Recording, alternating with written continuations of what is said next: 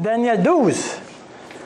Daniel 12, dernier message de cette série. Wow, on a survécu, hein?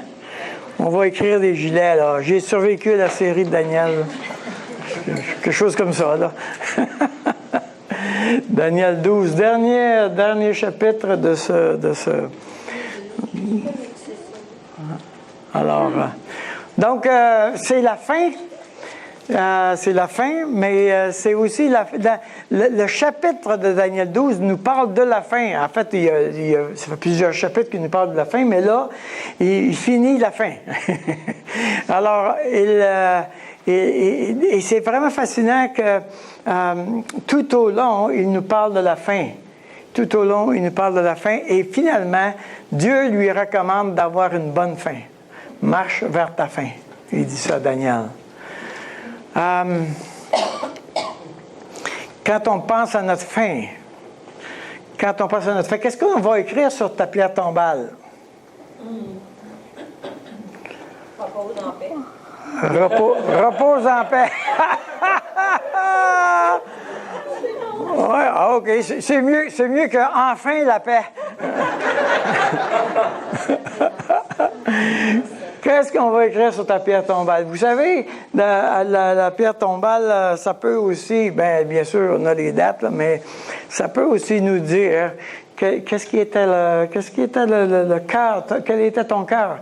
Et si on devait présider à ta cérémonie funéraire, on dirait quoi de toi? Qu'est-ce qu'on dirait pour nous rappeler de toi? Okay? Qu'est-ce que Dieu dirait? Pour se rappeler de toi. Okay? Est-ce qu'on créerait compagnon d'œuvre de combat? Hein? Ça pourrait être une belle, il me semble, une belle dédicace. Compagnon d'œuvre et de combat. Ça pourrait être mise à l'épreuve pour l'Évangile. Hein? Mise à l'épreuve pour l'Évangile. On a dit ça d'Épaphras. Il lui a fait confiance. Il lui a fait confiance. Finalement, il est arrivé, mais à toute sa vie, il lui a fait confiance. Ça va être quoi ta fin? Qu'est-ce qu'on va dire de toi à la fin? Vous savez, il y a des millions de personnes actuellement qui passent. Chacun de nous, la plupart d'entre nous, malgré le fait qu'on voudrait bien laisser une marque extraordinaire sur la société ou sur notre famille, la plupart d'entre nous, on va juste passer naturellement, normalement, et dans quelques années, on va nous oublier. Donc, c'est important pour moi, avec moi-même, d'être satisfait de ma vie à moi. Okay? Et non pas de ce que les autres vont dire de moi, mais d'être satisfait de ma vie à moi. Alors, qu'est-ce que tu aimerais, comment ça va finir? Comment tu aimerais que ça finisse pour toi? Alors ici, on a plusieurs éléments de texte dans Daniel chapitre 12. Mais pour chaque portion du texte, il y a un élément il parle de la fin. Comment sera la fin? Ça dit, en ce temps-là, okay, verset 1, en ce temps-là, ça nous parle de la fin et la fin de la tribulation. En ce temps-là, alors il se lèvera, Michael. Voici comment ça va finir, de 1 à 4. Pourquoi cette fin, au verset 5 à 7? Mais c'est intéressant parce qu'il dit, quand sera la fin? Et il répond, voici pourquoi que cette fin-là arrive de cette manière. On va voir ça tout à l'heure. Et quand sera la fin? Quand cessera le sacrifice perpétuel? Et enfin, est-ce que tu marches vers ta fin? Est-ce que tu marches vers ta fin? On va regarder tous ces éléments-là ensemble, là, tout au long de ce matin-là. Voilà. Alors, le mot fin, il y a plusieurs sens au mot fin. La fin des nations, du temps des nations, la fin des tribulations, la fin du monde, la fin comme sens de finalité, la fin de la vie terrestre. OK? Maintenant, il y a une fin qui n'est pas dans Daniel chapitre 12, c'est la fin du monde. Il y a pas de Daniel 12 ne parle pas de la fin du monde. La fin du monde ne va pas arriver 1000 ans plus tard. Donc, on ne risque pas de la voir, la fin du monde. Personne ici. À moins qu'on soit ressuscité. Hein? Alors, comment sera la fin? Versets 1 à 4. En ce temps-là, se lèvera Michaël. Bon. En ce temps-là, c'est pendant le temps de la tribulation. OK? Il faut le mettre là. Alors, la tribulation dure 7 ans, mais là, on parle des dernières 3 ans et demi. C'est là où ça se passe. On le sait à cause de Daniel 11, autrement dit, le texte précédent. Se lèvera Michaël, le grand chef. Alors, c'est un ange. Et le défenseur des enfants de ton peuple. Michaël est l'ange qui est désigné pour le peuple d'Israël. On l'a vu dans Daniel 10 qu'il a dû se lever et venir combattre contre les mauvais anges dans Daniel chapitre 10. Et là, maintenant, il se lève. Et le grand défenseur des enfants de ton peuple. Et ce sera une époque de détresse telle qu'il n'y a point eu de semblable depuis que les nations existent jusqu'à cette époque. En ce temps-là, ceux de ton peuple qui seront inscrits dans le livre seront sauvés. Bon, faut savoir, Daniel a demandé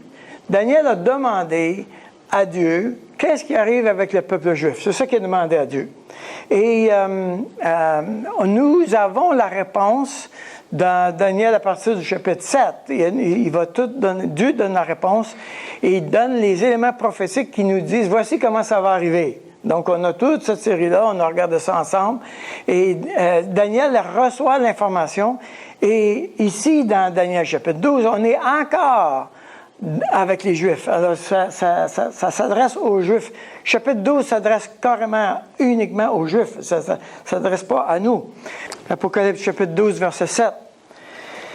Maintenant, il faut savoir que Daniel et Apocalypse sont en parallèle. Hein? Alors, quand tu lis Daniel et Apocalypse, il faut que tu les lis ensemble pour que tu suives un peu l'histoire. Et ce qu'il vient de dire, en ce temps-là, Michaël se lèvera. Bien là, on est au chapitre 12, verset 7. Il y eut une guerre dans le ciel. Michel et ses anges combattirent contre le dragon. Voyez-vous, là, la première guerre qu'il y a est une guerre céleste. Elle n'a pas lieu sur la terre, elle a lieu dans les cieux. Et le dragon et ses anges combattirent, mais ils ne furent pas les plus forts, et leur place ne fut plus trouvée dans le ciel. Et il fut précipité, le grand dragon, le serpent ancien appelé le diable et Satan, celui qui séduit toute la terre, il fut précipité sur la terre. Et les anges furent précipités avec lui. Donc, il y a un premier combat avec Daniel, avec Michaël, et ce combat-là est céleste et c'est spirituel. Et dans ce combat-là, Satan est précipité du ciel sur la terre. Et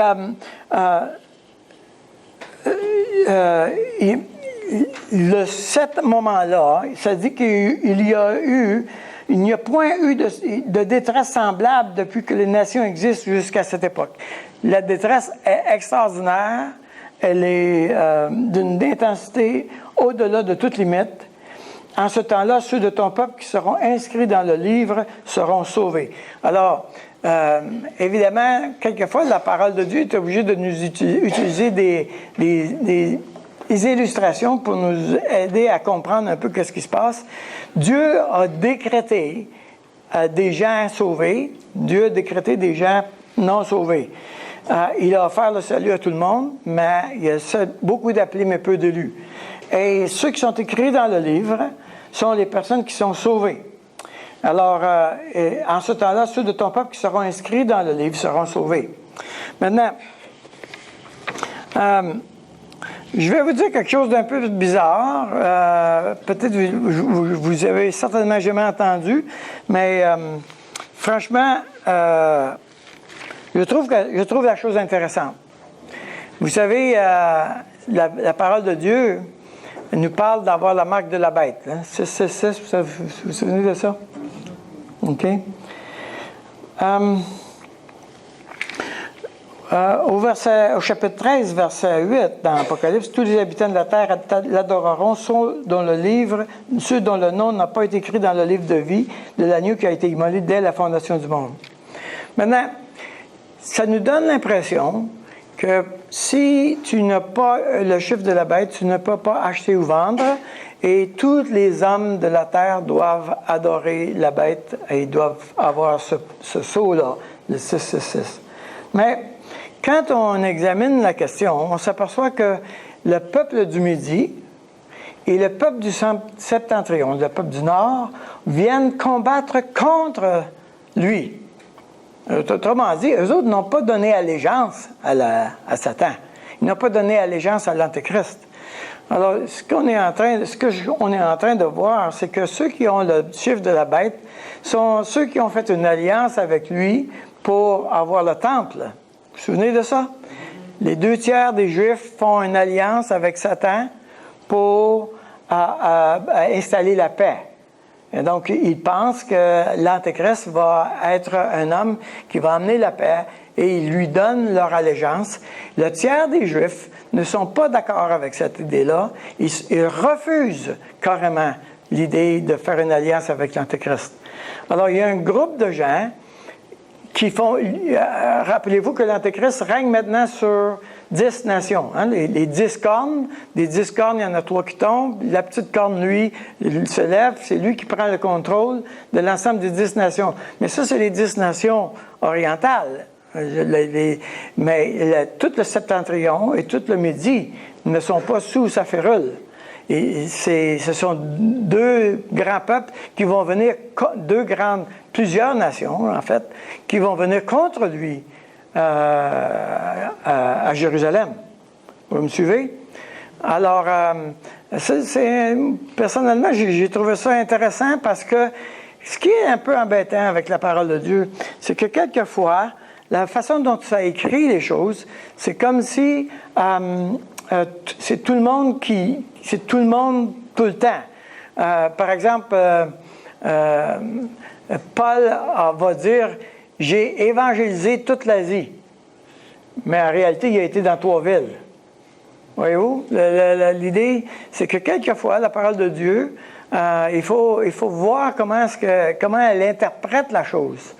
Il a donné accès à l'Évangile à toute l'Asie, mais il n'a pas parlé à toutes les personnes de l'Asie individuellement. Il a évangélisé 3 villes. OK?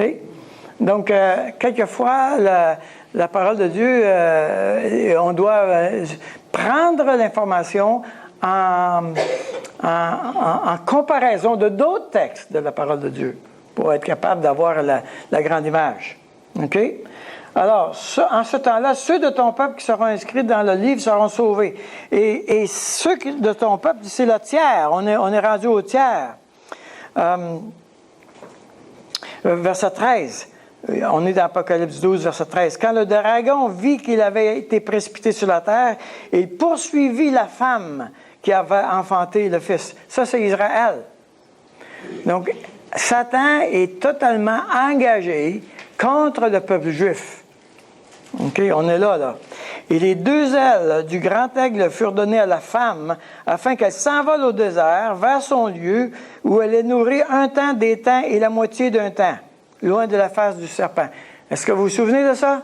Au moment de l'abomination de la tribulation, au moment de l'abomination de la désolation, qui est parlé dans Daniel 9, 25 et dans Matthieu 24, au milieu de la semaine, après 3 ans et demi, okay, le tiers des Juifs croyants vont se sauver au désert. Les 2 tiers vont être massacrés par l'Antéchrist. OK, vous me suivez? Et le tiers va se sauver au désert. C'est pour ça que Jésus dit dans Matthieu 24, quand l'abomination de la désolation va arriver, que celui qui est sur le toit ne descende pas pour prendre son manteau. Sauvez-vous! Sauvez-vous, il dit. Et il y a un tiers des hommes, des Juifs, qui vont être sauvés à ce moment-là. Et quand tu dis un temps, des temps et la moitié d'un temps, c'est les 3 ans et demi, là. Donc, on a vu ça, ce système-là. Okay. Et de sa gueule, le serpent lança de l'eau comme un fleuve derrière la femme afin de l'entraîner par le fleuve. Mais la terre secourut la femme. Elle ouvrit sa bouche et engloutit le fleuve que le dragon avait lancé de sa gueule. Ça, je ne me souviens pas c'est quoi. Et le dragon fut irrité contre la femme et il s'en alla faire la guerre au reste de sa postérité, à ceux qui gardent les commandements de Dieu et qui retiennent le témoignage de Jésus, et il se tint sur le sable de la mer. Autrement dit, là, il va vraiment s'attaquer à l'ensemble des croyants. Voyez-vous? Alors, voilà. On est là. Plusieurs de ceux qui dorment dans la poussière de la terre se réveilleront, les uns pour la vie éternelle et les autres pour l'opprobre et pour la... Je m'excuse, je suis revenu dans Daniel, chapitre 12, excusez-moi. J'ai de la suite des idées, mais les idées passent trop vite. OK, on revient dans Daniel, chapitre 12, verset 2. Plusieurs de ceux qui dorment dans la poussière de la terre se réveilleront, les uns pour la vie éternelle et les autres pour l'opprobre, pour la honte éternelle. Maintenant, là, on parle d'une résurrection. Et là, il y a un petit problème, en fait, un problème important, que je n'ai pas trouvé que les théologiens arrivent à donner une explication satisfaisante. Il y a un certain nombre d'explications. Mais si on part avec l'idée qu'il y a seulement 2 résurrections, la première résurrection et la deuxième résurrection. La première résurrection est liée avec le retour du Christ. Quand Christ revient, il y a une première résurrection. La deuxième résurrection est à la fin du monde, après le 1000 ans, et donc la dernière résurrection. Donc, maintenant ici, on est à la fin de la tribulation, et il s'adresse aux Juifs. Donc, comment fonctionne cette résurrection-là? C'est pas clair. C'est vraiment pas clair. Et plusieurs de ceux qui dorment dans la poussière de la terre se réveilleront. On parle encore des Juifs. Je ne parle pas des nations ou de ceux qui ont accepté le Seigneur. C'est vraiment des Juifs. Alors, il est possible aussi, ça je suis un peu plus confortable avec ça aussi, il est possible aussi qu'on a encore un saut prophétique de 1000 ans. C'est-à-dire que ceux qui dorment dans la poussière se réveilleront, les uns pour la vie éternelle, 1000 ans plus tard, et les autres pour l'opprobre, pour la honte éternelle. Voyez-vous? Ça arrive, ça, dans les prophéties. C'est pas rare qu'on voit ce genre de discours-là où il y a 1000 ans après une virgule. C'est rare. C'est quelque chose assez commun. Parce que la Bible, elle s'intéresse beaucoup à la finalité des choses.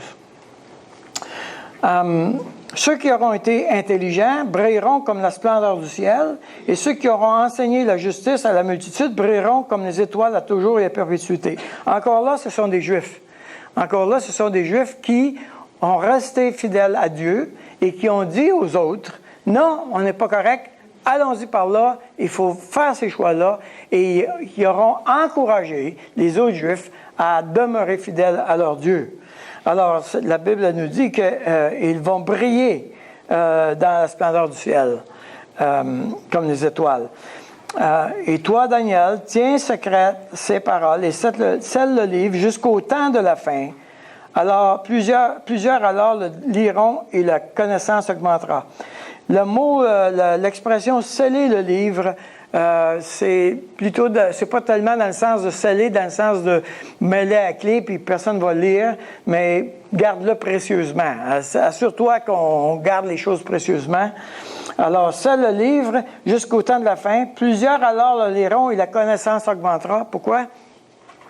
Parce que plus on va avancer vers la fin, plus ces textes prophétiques-là vont devenir très significatifs pour les gens. De la même manière que nous sommes en train de lire les prophéties de la première venue de Jésus, quand on lit les prophéties de la première venue de Jésus, ils deviennent très significatifs. On comprend, c'est comme ça que ça fonctionne, c'est pour ça qu'il a dit ça, etc. C'est pour ça que c'est dit qu'aucun de ses os sera brisé. C'est pour ça qu'il dit qu'on va tirer au sort cette eunuque. Tout à coup, tout devient très, très, très clair, très, très simple. Okay? Mais ce n'était pas le cas jusqu'à ce que Jésus vienne. Là, maintenant, on est dans la deuxième partie de la prophétie, et les hommes, pendant la grande détresse, imaginez quand tu es dans une grande détresse, que tu rouvres la parole de Dieu, et que là, tu lis qu'est-ce que Dieu est en train de faire. Ça, c'est un très grand encouragement, n'est-ce pas? Pendant que tu vis des choses très difficiles, c'est là que tu as besoin particulièrement d'être encouragé. Je ne sais pas pour vous, mais pour moi, ça m'intéresse beaucoup, mais je ne peux pas dire que ça m'encourage à fond, là. C'est intéressant, et on voit ce qui se passe, mais je sais une chose, quand ça va mal, quand c'est vraiment difficile, la parole de Dieu prend un sens extraordinaire. Tout à fait extraordinaire. Alors, alors la liront et la connaissance augmentera. Donc, comment ça finit? Mais ça finit avec la fin de la tribulation, avec le fait que les Juifs, maintenant, vont reprendre les intelligents, c'est-à-dire ceux qui auront compris qu'on doit se tourner vers Dieu, qui ont mis leur confiance en Dieu. C'est ça, les gens intelligents. Alors, c'est le fun, parce que c'est plein de gens intelligents dans cette assemblée-là. Alors, on est à la fin, on est en ce temps-là, c'est au début de la tribulation, au début du 3 ans et demi. Là, il y a une grande guerre dans le ciel. Quand tu lis l'Apocalypse et que tu lis Daniel, il faut que tu lises, au fur et à mesure que tu lis, il faut que tu saches, ça se passe-tu au ciel ou ça se passe sur la terre? Parce que des bouts dans l'Apocalypse, ça se passe au ciel. Des bouts dans l'Apocalypse, ça se passe sur la terre. Donc, il faut, pendant que tu le lis, tu sois en train de démêler les choses. Parce qu'il se passe autant de choses dans le ciel qu'il se passe des choses sur la terre. Ici, on a dit dans Apocalypse 12 que Michael s'est mis en guerre totale dans le ciel avec Satan. Il ne se passe rien sur la terre, là. Satan va être précipité sur la terre, mais pour le moment, c'est une guerre spirituelle. OK? Maintenant, pourquoi cette fin? Ça dit au verset 5, « Et moi, Daniel, je regardais, et voici 2 autres hommes se tenaient debout, l'un en deçà du bord du fleuve, et l'autre au-delà du bord du fleuve. L'un d'eux dit à l'homme vêtu de lin, qui se tenait au-dessus des eaux du fleuve, « Quand sera la fin de ces prodiges? » Et j'ai entendu l'homme vêtu de lin qui se tenait au-dessus des eaux du fleuve, et levant vers les cieux sa main droite et sa main gauche, et il jura par celui qui vit éternellement que ce sera dans un temps, des temps et la moitié d'un temps, et que toutes ces choses finiront quand la force du peuple saint sera entièrement brisée. Alors, c'est intéressant parce qu'il pose la question « quand ?» mais il répond « pourquoi ?» Il pose la question « quand ça va finir ?» et puis je vais te dire pourquoi ça va finir, parce que la force du peuple saint va être brisée. Autrement dit, tout l'événement de la tribulation dont les Juifs sont en train de traverser est lié directement avec leur brisement. Ce qui est particulier avec Dieu, c'est que tu es fort uniquement quand tu es brisé. Ce qui est particulier avec Dieu, c'est que tu as toute la puissance quand tu es totalement impuissant. C'est totalement, je le dis souvent, c'est totalement contre-intuitif. C'est vraiment pas comme ça qu'on réfléchit. Mais Dieu est en train de dire, moi je veux que la force de ce peuple-là soit complètement brisée, pour que ce peuple-là se tourne complètement et totalement vers moi. Tournez avec moi dans Zacharie. Celui-là, c'est un petit livre de l'Ancien Testament. Et ça vaut la peine de prendre l'effort d'y aller parce que c'est tellement bénissant de lire ce livre-là. Zacharie n'est pas facile à trouver, là. C'est dans la fin de l'Ancien Testament. Et au chapitre 12. Chapitre 12.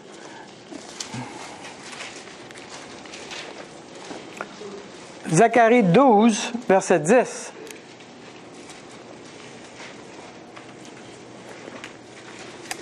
Je vous donne une chance de le trouver, là. 12, 10. Maintenant, ça, c'est dans le temps, c'est exactement dans le temps qu'on est en train de parler dans Daniel 12, là. Alors, je répandrai sur la maison de David et sur les habitants de Jérusalem un esprit de grâce et de supplication, et ils se tourneront les regards vers moi, celui qu'ils ont percé. Ils pleureront sur lui comme on pleure sur un fils unique. Ils pleureront amèrement sur lui comme on pleure sur un premier-né. En ce jour-là, le deuil sera grand à Jérusalem, comme le deuil d'Adad-Rimon dans la vallée de Méguédon. Le pays sera dans le deuil, chaque famille séparément. La famille de la maison de David séparément et les femmes à part. La famille de la maison de Nathan séparément et les femmes à part. La famille de la maison de Lévi séparément et les femmes à part. La famille de Chiméi séparément et les femmes à part. Toutes les autres familles, chaque famille séparément et les femmes à part. En ce jour-là, une source sera ouverte pour la maison de David et les habitants de Jérusalem pour le péché et pour l'impureté. En ce jour-là, dit l'Éternel des armées, j'exterminerai du pays les noms des idoles afin qu'on ne s'en souvienne plus. J'ôterai aussi du pays les prophètes et l'esprit d'impureté. Verset 8. On pourra lire encore. Verset 8. Zacharie 13, 8. 13, 8. Dans tout le pays, dit l'Éternel, les 2 tiers seront exterminés, périront, et l'autre tiers restera. On parle toujours des Juifs ici, là. Et je purifierai comme on purifie l'argent, je l'éprouverai comme on éprouve l'or, il invoquera mon nom et je l'exaucerai, je dirai ça à mon peuple, et il dira, l'Éternel est mon Dieu. Il y a un grand brisement du peuple saint qui s'en vient dans le moment de la tribulation. À la fin de la tribulation, c'est les Juifs, le tiers des Juifs vont reconnaître leur Dieu. Ils vont reconnaître Jésus, celui qu'ils ont percé. Et ils vont reconnaître qu'il est leur sauveur.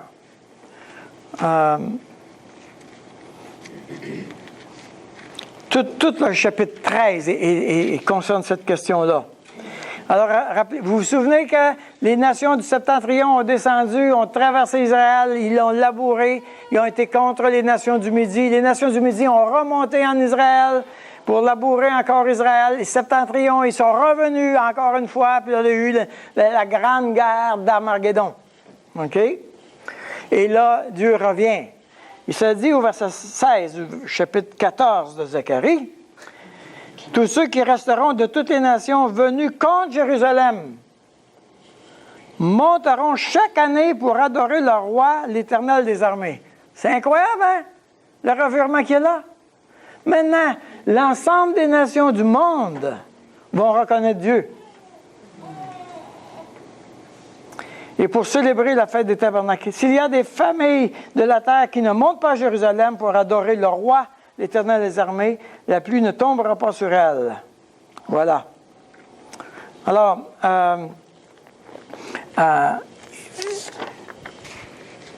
le peuple de Dieu va être brisé quand la force du peuple saint sera entièrement brisée. Maintenant, Dieu n'est pas en train de briser les gens pour les briser. C'est pas ça le point. Il est en train de briser les gens parce qu'ils ont le cou raide. Ils ne sont pas prêts à choisir le bon sens. Ils ne sont pas prêts à choisir la sagesse, l'intelligence. Le Créateur parle à la créature. Est-ce que c'est du bon sens que la créature écoute son Créateur? C'est juste de la base. C'est vraiment de la base. Et Dieu s'intéresse à sa créature. Il veut sa créature avec lui. Je serai votre Dieu, vous serez mon peuple. Il dit ça à plusieurs reprises. Je serai votre Dieu, vous serez mon peuple. Voici ce que je désire. Je veux avoir un peuple qui m'appartienne, purifié par moi. C'est pas vous qui vous êtes purifiés, c'est moi qui vous ai purifiés pour me rendre la gloire. Donc, si ma relation avec lui, si l'homme, sa créature est déficiente, il va s'investir pour que j'arrive à comprendre le bon sens et que j'arrive à devenir intelligent, c'est-à-dire de me soumettre à lui. Fais quelque chose d'intelligent dans ta vie, soumets-toi. On va dire ça comme ça. Alors, Dieu est en train de faire plusieurs choses sur plusieurs tableaux, dont un de récupérer son peuple. Il veut son peuple d'Israël, il veut. Il nous a sauvés, tous les païens, OK? Nous sommes nous avons été, la Bible a dit, nous avons été hantés, on a été greffés à l'olivier sauvage, l'olivier primaire. Nous, on est des greffes. Hein? Et c'est sûr qu'il y en a qui ont moins réussi que d'autres, là, mais bon, on va dire que ça va marcher pareil. Okay? Mais le point, c'est que nous, les païens, tous les païens qui ont été greffés à cet olivier-là, okay, on n'appartient pas à l'olivier primaire. On profite de la vie de cet olivier-là, mais vraiment, c'est le peuple juif. Alors, Dieu, un jour, a fait un engagement avec un peuple et il la tient. Savez-vous quoi? Moi, ça m'encourage. Parce que si Dieu est en train de tenir sa parole avec le peuple d'Israël, il est prêt aussi à tenir sa parole avec moi. Et quand on voit comment, tu sais, j'avais un de mes oncles, il s'était lancé en politique. Et puis son slogan, c'est « Le passé est garant de l'avenir ». Le passé est garant de l'avenir. Autrement dit, tes traces me disent qui tu es. OK? Et si je peux te faire confiance. Mais quand je regarde les traces de Dieu, bien, franchement, je suis sur du solide. N'est-ce pas? Vraiment. Vraiment. Alors, quand sera la fin? Là, je reviens dans Daniel, chapitre 12, verset 8. J'entendis, mais je ne compris pas, et je dis, mon Seigneur, quelle est l'issue de ces choses? Quand est-ce que ça va finir? Il répondit, va Daniel, car ces paroles seront tenues secrètes et scellées jusqu'au temps de la fin. Plusieurs seront purifiés, blanchis et épurés. Ça, c'est toujours des Juifs. Les méchants feront le mal et aucun des méchants ne comprendra, mais ceux qui auront de l'intelligence comprendront. Ceux qui se seront tournés vers Dieu vont comprendre, autrement dit. Depuis le temps où cessera le sacrifice perpétuel, encore une fois, c'est au milieu de la tribulation, et où sera dressée l'abomination du dévastateur, il y aura 1290 jours. Heureux celui qui atteindra et qui arrivera jusqu'à 1335 jours. Donc, là, il introduit 3 chiffres. Il en a mentionné 2 là, mais c'est un 3. Il y a 1260 jours, un temps, 2 temps et la moitié d'un temps, c'est 1260 jours. Là, il parle de 1290 jours, puis ensuite, il parle de 1335 jours. 1290 jours et 1335 jours, on ne sait pas c'est quoi. C'est juste qu'il dit, si tu te rends là, ça va être vraiment formidable. Okay, mais c'est quoi? On ne sait pas exactement. Il est possible que lui qui se rend, là c'est une spéculation, il est possible que celui qui se rend à 1335 jours après le début de l'abomination de la désolation va voir l'établissement du règne de Dieu sur toute la terre. Autrement dit, 45 jours après le retour de Christ, le monde entier se tourne vers Dieu. OK? Mettons. Mais ça, c'est des pures spéculations parce qu'on a... On n'a pas ce chiffre-là ailleurs que là. Alors, on ne sait pas exactement de quoi il parle. Mais en tout cas, il y a une chose est certaine, c'est pas négatif parce qu'il dit heureux. Alors on a moins à s'inquiéter sur cette affaire-là. Alors, il y a 1260 jours avant la fin de la tribulation, 1290 jours, donc 30 jours après la finale de la tribulation. C'est pas la fin du monde. C'est le retour de Jésus. Après ça, il y a 1000 ans après ça. Donc, on n'est pas à la fin du monde, on est à la fin des nations. Et maintenant, on parle de prévoir la fin, c'est-à-dire comment tu vas finir ta vie terrestre, mais aussi il faut prévoir l'avenir. Verset 13, je suis dans Daniel chapitre 12. Et toi, marche vers ta fin, tu te reposeras et tu seras debout pour ton héritage à la fin des jours. Et toi, marche vers ta fin, tu te reposeras et tu seras debout pour ton héritage à la fin des jours. Autrement dit, il est en train de dire, bon, écoute, Daniel, tu as entendu toute cette prophétie-là, t'es vieux, mon ami, tu ne retourneras pas en Israël, tu ne verras pas ton peuple retourner en Israël, il y a un grand nombre de choses qui vont arriver pour lesquelles il va y avoir des siècles qui vont passer. Donc, écoute, pour le moment, là, calme-toi, puis prépare ta mort. Il y a probablement 80 ans à ce moment-là, Daniel, quand il reçoit cette prophétie-là. Alors, il dit, prépare ta fin, fais ton testament, arrange tes affaires, et puis prépare-toi bien parce que, bon, ça s'en vient. Mais tu vas avoir un héritage. Là, il dit tu seras debout pour ton héritage à la fin des jours. Alors, il est en train de dire, oui, notre vie va terminer ici, mais ma vie ne termine pas. Ma vie terrestre termine, mais ma vie spirituelle, ma vie éternelle ne termine pas. Il n'y a aucune vie qui termine, en fait. Que ce soit ceux qui sont condamnés éternellement comme ceux qui sont sauvés éternellement, il n'y a aucune vie qui termine. Alors, on fait juste traverser. Jésus dit, je suis le Dieu d'Abraham, d'Isaac et de Jacob, je suis le Dieu des vivants. Il dit ça aux pharisiens. Il dit, pour moi, Dieu, si vous voyez ça comme des gens morts, moi, ils sont encore vivants pour moi. Je leur parle. Okay? Donc, il n'y a personne de mort. Il y a quelqu'un qui est transféré d'État, oui, mais il n'y a personne de mort. Maintenant,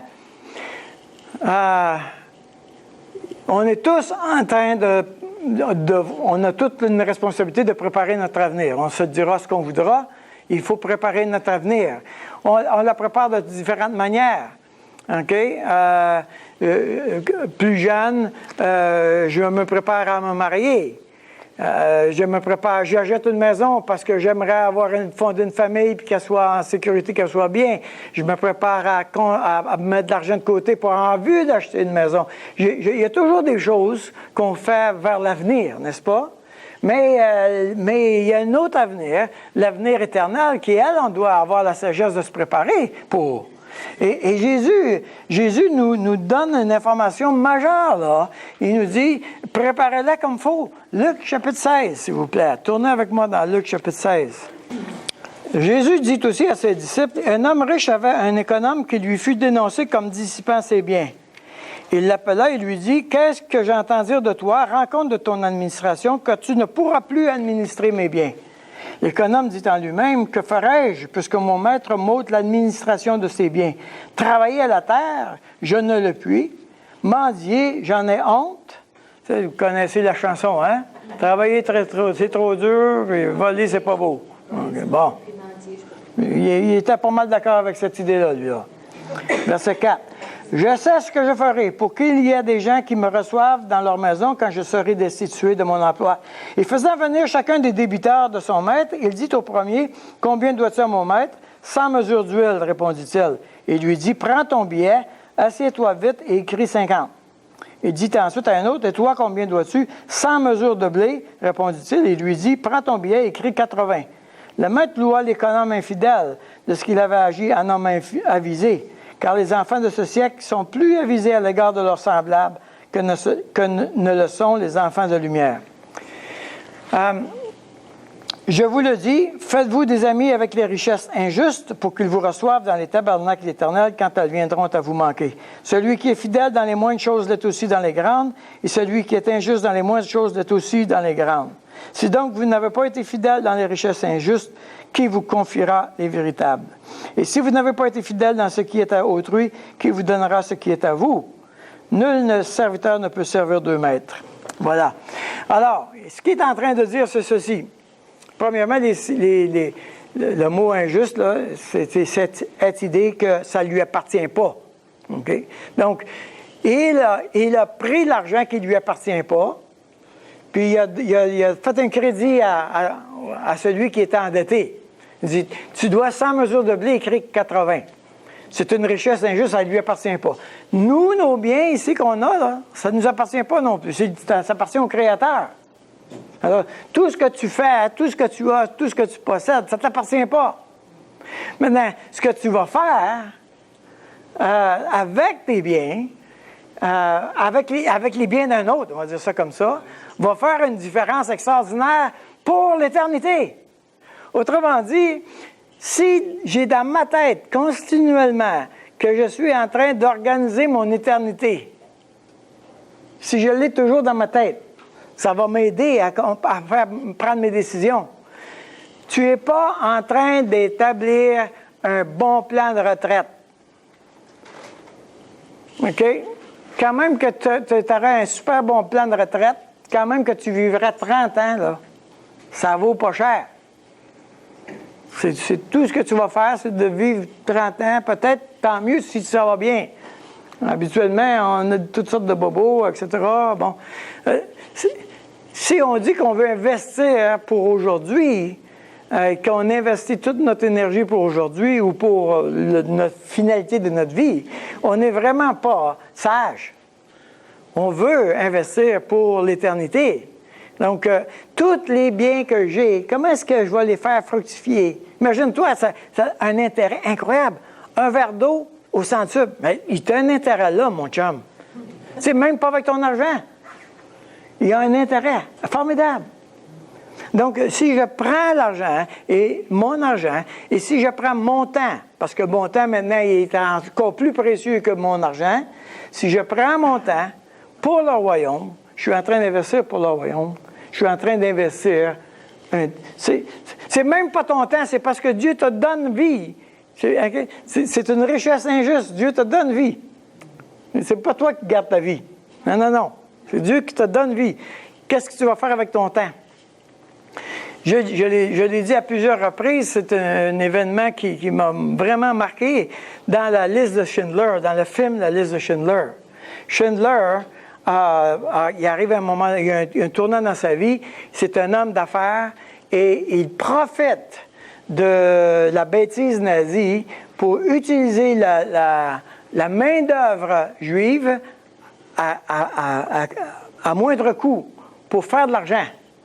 OK? Mais à un moment donné, il comprend que s'il engage ces gens-là, quand il engage ces gens-là, il les sauve de l'extermination. Alors, il commence à investir pour engager de plus en plus de personnes. Puis évidemment, l'affaire, c'est que pour engager de plus en plus... Les gens ne lui coûtent rien, mais il faut qu'il paye les Allemands. Il faut qu'il les soudoie pour réussir à les emmener dans son usine. Et à la fin de sa vie, au moment où il doit quitter son usine, il a encore une petite broche d'or, puis il dit « J'aurais pu sauver encore une vie ou 2 vies. Hein? 10 personnes. Cette broche-là, c'est 10 personnes. Et il est en train de dire « Je regrette de ne pas m'être séparé de ça, mais j'aurais sauvé 10 autres personnes. 10 autres personnes. » Et nous, on ne sait pas comment Dieu va utiliser mon temps et mon argent. Mais je voudrais pas qu'on écrive sur ma tombe « Il aurait pu faire plus, là. » Non, non, non, non. J'ai tout fait en mon temps et en mon argent pour investir pour l'éternité. Et vous savez quoi? La personne qui s'est convertie, de ma descendance à moi, là, la personne qui s'est convertie il y a 1000 ans, qui a converti un autre, qui a converti un autre, qui a converti un autre, puis finalement, il a converti M. Keefe, qui a converti M. Gosselin, qui m'a converti. OK? Tout ce monde-là, là, hein? Eux autres, là, ils vont me recevoir. Au départ, juste la lignée, ma première lignée. Moi, ça m'intéresse, la généalogie, là. Hein? Quelle sorte de moineau qui s'est converti il y a 1000 ans? Hein? Et peut-être on va avoir des surprises. OK? Comment ça se fait que je suis là? C'est que cette personne-là, Dieu, tu lui as fait grâce. Aïe, aïe! Je peux pas dire que j'ai un gros ADN. Mais, tous ces gens-là auront investi pour l'éternité. Et ces gens-là pour lesquels je suis en train d'investir vont me recevoir.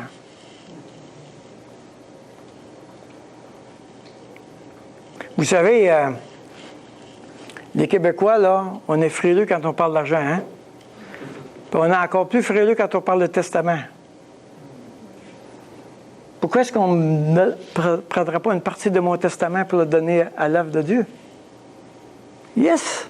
Ce serait super. Il y a beaucoup d'œuvres de Dieu qui continuent parce que des gens ont couché l'œuvre de Dieu sur un testament. Prévoir l'avenir, investir dans l'avenir. C'est pas ton argent, mets-le dans l'œuvre de Dieu. Le temps. Le temps. Vous savez quoi? Il y a une différence majeure entre je fais mon affaire, ouais, j'aurai 2-3 heures pour Dieu cette semaine. Donc, ça fait partie d'un ajout à mon agenda, mais c'est pour Dieu. Et tout mon temps est pour Dieu, j'aurai 2-3 heures cette semaine pour aller faire l'épicerie. Le reste, c'est pour Dieu. Pas mal différent. Hein? Pas mal différent. C'est possible de mettre toute ma vie pour Dieu. Prévois d'investir pour l'éternité. Jésus dit, ça, ce sont des gens intelligents. Ça, ce sont des gens intelligents. Ils sont capables de prendre quelque chose qui n'est pas à eux, puis le faire multiplier, avoir des intérêts, puis en profiter plus tard. Puis c'est même pas à eux. C'est formidable, ça? Hein? Ça, c'est intelligent. Faire de l'argent avec l'argent des autres. Ça, c'est bon. Ça, c'est bon. Alors, prévoir l'avenir. Alors, il dit à Daniel, toi, marche vers ta fin, marche et tu hériteras. Tu vas être debout. Tu n'auras pas honte. Hein? Marche vers ta fin, tu te reposeras. Hey! Tu te reposeras. C'est bon, ça. Et tu seras debout pour ton héritage à la fin des jours. Alors, la fin des jours est la fin du monde. OK? Dieu va donner un héritage. J'aime l'idée que Dieu va me donner un très, très grand héritage. J'aimerais vraiment avoir le privilège que Dieu me donne un très grand héritage. Là. Puis là, j'arrive avec mon héritage, puis j'arrive au pied du trône de Dieu, puis je lui donne. Wow! Wow! Je ne fais plus rien pour moi. Tout est pour toi. C'est formidable. Et Dieu dit, je sais qu'est-ce que Dieu va faire. OK, tu me l'as donné. OK, bien dans ce cas-là, je te le prête, puis fais-les fructifier. Alors, tu as été fidèle avec tes 10 talents, mais je te donne le gouvernement de 10 villes. Oh, je sais qu'il y en a qui ne trouvent pas ça reposant, là. Mais bon, imagine-toi, c'est tous des citoyens qui sont gentils. C'est bon, hein? Ils sont tous collaborateurs, pas de politique, pas de parti d'opposition, rien. Non. Tu gouvernes. C'est bon. C'est bon. Prévoir l'avenir, prévoir la fin et prévoir l'avenir. Vous savez quoi? Toi puis moi, là, on ne pourra jamais y arriver si on essaye. Toi puis moi, on ne pourra jamais y arriver. Seigneur, si tu veux, pour être fidèle, il faut que tu me rendes fidèle. Seigneur, pour que je persévère, il faut que tu me donnes la persévérance. C'est ça la réalité. Quand mon peuple sera brisé, quand il aura compris qu'il a besoin de moi, parce que quand il est tellement heureux de le faire pour moi, et il est tellement heureux de voir que mon cœur lui dit « Merci Seigneur, c'est toi qui le fais pour moi ». J'aime le prochain, j'aime le chant, j'aimerais qu'on chante ce chant-là. Dieu cherche encore des hommes forts. Maintenant, c'est intéressant parce que plus tu es faible, plus tu es fort. Alors, mesure ta force par rapport à ta faiblesse. Où sont-ils ces corps de braves? Fais de nous des vrais vaillants. C'est lui qu'il faut qu'il le fasse. Fais de nous des vrais vaillants. J'ai dit à quelques reprises, puis je le répète, le Seigneur m'a vraiment brisé au niveau de la performance.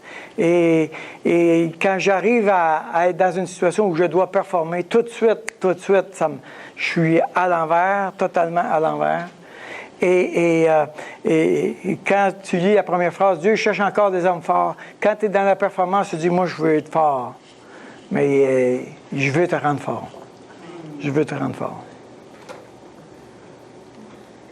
C'est pas pareil du tout. Hein?